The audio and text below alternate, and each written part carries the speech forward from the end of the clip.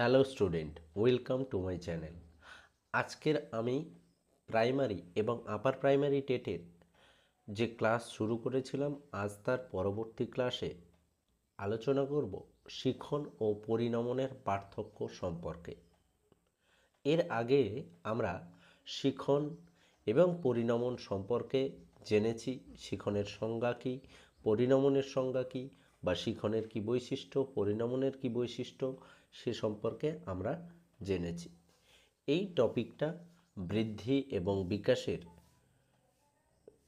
ক্ষেত্রে, বৃদ্ধি বিকাশের অর্থাৎ জীবন বিকাশের যে স্তর বৃদ্ধি বিকাশ, সেই বৃদ্ধি বিকাশের ক্ষেত্রে গুরুত্বপূর্ণ একটি টপিক এবং এই টপিক থেকে প্রশ্ন অবশ্যই আসে। তো সেই জন্য আমি পরপর সিলেবাস ওয়াইজ আলোচনা শুরু করেছিলাম। তো সেইখান থেকেই আজকের আমি আলোচনা করব শিখন ও পরিণমনের পার্থক্য সম্পর্কে। যদি ভিডিওটি ভালো লাগে তাহলে চ্যানেলটি অবশ্যই সাবস্ক্রাইব করবে এবং বন্ধুদের মাঝে ভিডিওটি শেয়ার করবে এবং কমেন্ট করবে। ও তোমাদের প্রয়োজনীয় যদি কোনো বিষয় সম্পর্কে জানতে চাও তাহলে অবশ্যই আমাকে কমেন্টে জানিও, আমি সেই বিষয়ে অবশ্যই ভিডিও দেওয়ার চেষ্টা করব। তো শুরু করছি আজকের আলোচনা শিখন ও পরিণমনের পার্থক্য।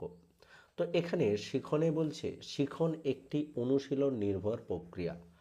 তো আমরা জানি, যখন আমরা শিখনের বৈশিষ্ট্য পড়েছিলাম সেখানেই আমরা দেখেছিলাম যে শিখন একটি অনুশীলন নির্ভর প্রক্রিয়া, অর্থাৎ অনুশীলনের মাধ্যমে বা অনুশীলন যত বেশি আমরা করব শিখন তত ভালো হবে। তারপরে দ্বিতীয় কি বলছে, পরিণমন একটি স্বাভাবিক প্রক্রিয়া, অর্থাৎ পরিণমন কিন্তু শিখনের মতো অনুশীলনের উপর নির্ভর করে না। পরিণমন একটি স্বাভাবিক স্বতঃস্ফূর্ত প্রক্রিয়া যা আপনা আপনি স্বাভাবিকভাবে হতে থাকে। তারপর দ্বিতীয়ত, শিখন পূর্ব অভিজ্ঞতার উপর নির্ভরশীল। আমরা যখন শিখনের সংজ্ঞা দেখেছিলাম সেখানে আমরা বলেছিলাম যে শিখনের অন্যতম শর্ত হচ্ছে পূর্ব অভিজ্ঞতা। পূর্ব অভিজ্ঞতা না থাকলে সেটা কিন্তু শিখন আমরা বলতে পারি না। তো শিখনের একটা প্রধান শর্ত হলো পূর্ব অভিজ্ঞতা, সেই জন্যই বলছে শিখন পূর্ব অভিজ্ঞতার উপর নির্ভরশীল। পূর্ব অভিজ্ঞতার উপর আচরণের পরিবর্তন হয়, পূর্ব অভিজ্ঞতার ভিত্তিতে আচরণের পরিবর্তন হয়, এটাকেই আমরা শিখন বলি। তারপরে এখানে পরিণমনে বলছে পরিণমনের ক্ষেত্রে পূর্ব অভিজ্ঞতার কোনো প্রয়োজন হয় না। পূর্ব অভিজ্ঞতার কোনো এখানে অভিজ্ঞতার কোনো মানে গল্পই নেই, অভিজ্ঞতার কোনো ব্যাপারই নেই এখানে। পরিণমন অভিজ্ঞতার মানে অটোমেটিক বৃদ্ধি বৃদ্ধি বা বিকাশের ক্ষেত্রে অটোমেটিক একটি আভ্যন্তরীণ একটা প্রক্রিয়া। এখানে অভিজ্ঞতা বা বাইরের কোনো অভিজ্ঞতার এখানে কোনো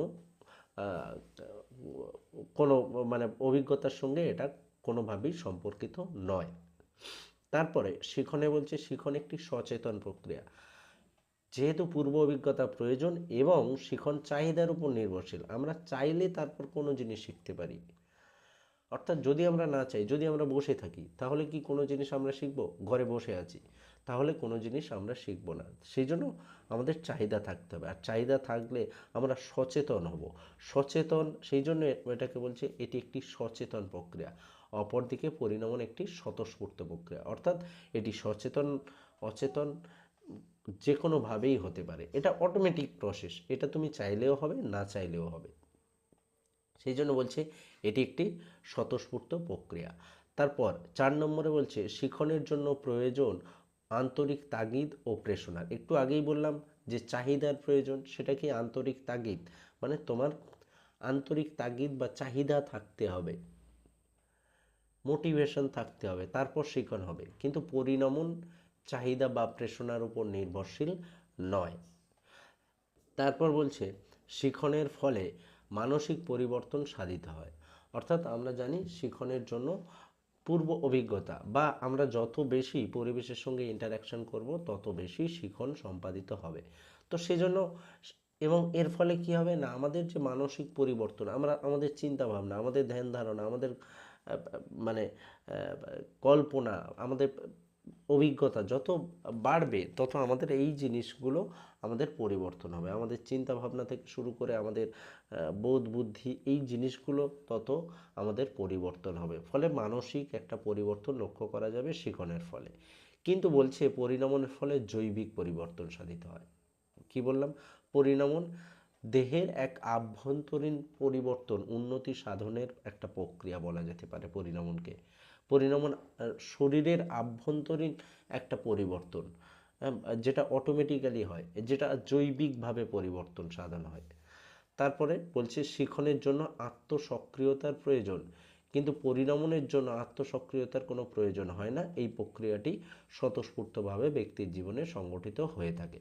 শিখনের জন্য আত্মসক্রিয়তা, ওই যেটা বললাম, মানে একই জিনিস ঘুরিয়ে বিভিন্নভাবে আসছে, যে শিখন তখনই হবে যখন তুমি নিজে থেকে সক্রিয় হবে। সেই জন্য বলছে আত্মসক্রিয়তার প্রয়োজন হয়, কিন্তু পরিণমনের জন্য কোনো আত্মসক্রিয়তার প্রয়োজন হয় না, এটি অটোমেটিক্যালি স্বতঃস্ফূর্তভাবে হয়ে থাকে। তারপর কি বলছে যে 7 নম্বরে শিখনের জন্য পূর্ব প্রস্তুতির প্রয়োজন হয়, পরিণমনের ক্ষেত্রে কোনো পূর্ব প্রস্তুতির প্রয়োজন হয় না। একটু আগেই যেটা বললাম যে শিখনের জন্য পূর্ব প্রস্তুতি, অর্থাৎ তুমি কোনো কিছু শেখার আগে তোমার একটা দৈহিক প্রস্তুতি থাকতে পারে, তোমার মেন্টাল প্রস্তুতি থাকতে হবে, তারপর তুমি শিখবে। যদি তোমার মধ্যে প্রস্তুতি না থাকে তাহলে কিন্তু তুমি শেখার জন্য আগ্রহী হবে না, বা সেই শেখাটা তোমার জন্য ঠিকঠাকভাবে হবে না। তো সেই জন্য কি হবে না, পূর্ব প্রস্তুতির প্রয়োজন হয়, কিন্তু পরিণমনের জন্য কোনো পূর্ব প্রস্তুতির প্রয়োজন হয় না, এটা অটোমেটিক্যালি অচেতনভাবেও ঘটে, সেই জন্য পূর্ব প্রস্তুতির প্রয়োজন হয় না।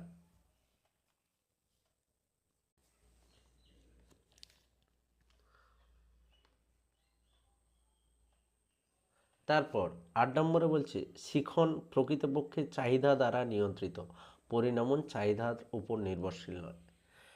শিখন চাহিদার উপর ভিত্তি করে, তোমার যদি চাহিদা থাকে তারপর কিন্তু তোমার শেখানো হবে, কিন্তু পরিণমন এরকম কোনো চাহিদার উপর নির্ভরশীল নয়।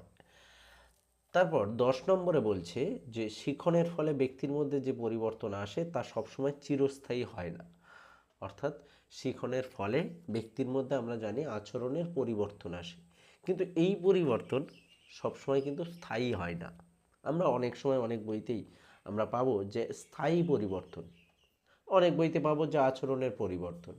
তো এই সম্পর্কে মতবিরোধ আছে যে স্থায়ী পরিবর্তন বা অস্থায়ী পরিবর্তন, এই সম্পর্কে মতবিরোধ আছে। তো যাই হোক, অস্থায়ী পরিবর্তন অর্থাৎ আমরা অনেক সময় অনেক শেখা জিনিস ভুলে যাই, অর্থাৎ স্বাভাবিকভাবে এটা অস্থায়ী পরিবর্তনই হওয়া উচিত।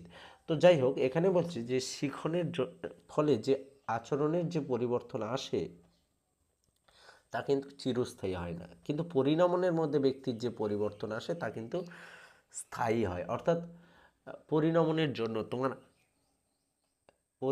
জন্য তোমার যে জৈবিক পরিবর্তন হয়েছে তা কিন্তু তোমার স্থায়ী, সেটা কিন্তু এই নয় যে আগের জায়গায় ফিরে যাবে। তো পরিণমনের এটা স্থায়ী প্রক্রিয়া। তারপরে বলছে শিখন একটি জীবনব্যাপী প্রক্রিয়া, জন্ম থেকে মৃত্যু পর্যন্ত এই প্রক্রিয়াটি ব্যক্তির জীবনে কাজ করে। অর্থাৎ শিখন জন্ম থেকে মৃত্যু পর্যন্ত একটা জীবনব্যাপী প্রক্রিয়া। আমরা প্রতিনিয়ত একেবারে জন্মের পর থেকে মৃত্যুর আগে পর্যন্ত প্রতিনিয়ত আমরা নতুন কিছু শিখতে পারি বা শিখে থাকি। কিন্তু এখানে বলছে পরিণমন একটি নির্দিষ্ট সময়ের মধ্যে প্রাণীর বৃদ্ধি একটি নির্দিষ্ট স্তরে পৌঁছে গেলে পরিণমন প্রক্রিয়াটি স্তব্ধ হয়ে যায়। অর্থাৎ পরিণমন যে জৈবিক যে পরিবর্তন, অর্থাৎ বৃদ্ধি একটা নির্দিষ্ট স্তরে গিয়ে পৌঁছালে, ধরে নাও বৃদ্ধি শেষ হয়ে গেছে, তারপর কিন্তু পরিণমনটা তেমনভাবে সাধিত হবে না, বা পরিণমনটা আর আর হবে না, পরিণমন একটা নির্দিষ্ট স্তর পর্যন্ত থেমে যায়, এটাই এখানে বলছে।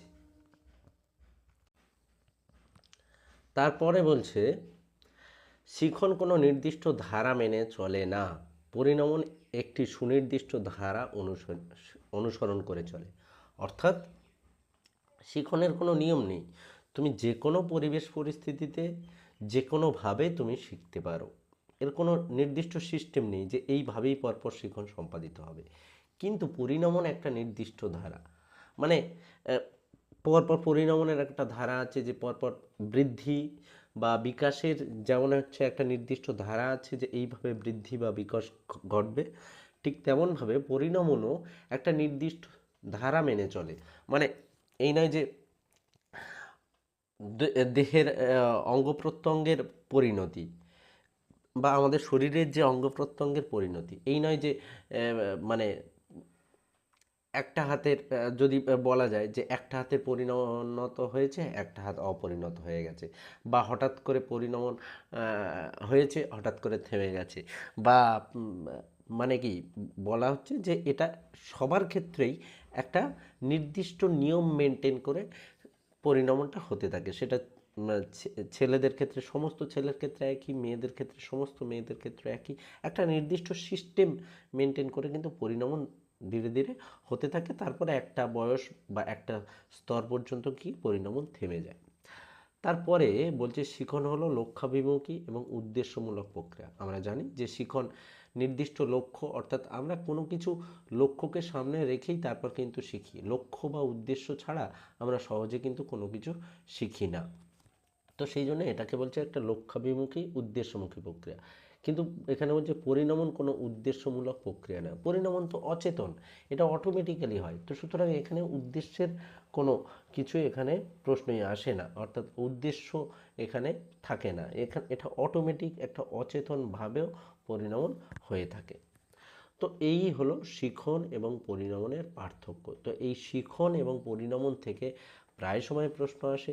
তোমরা ভালো করে ভিডিওটি দেখবে এবং ভালো করে বুঝে নেবে, কারণ এখান থেকে একটা প্রশ্ন হলেও, একটা দুটো প্রশ্ন হলেও প্রাইমারি আপার প্রাইমারি টেটের ক্ষেত্রে অবশ্যই আসে। তো আজ এ পর্যন্ত। ভিডিওটি ভালো লাগলে অবশ্যই চ্যানেলটি সাবস্ক্রাইব করবে এবং ভিডিওটি অন্যদের মাঝে শেয়ার করবে। ধন্যবাদ।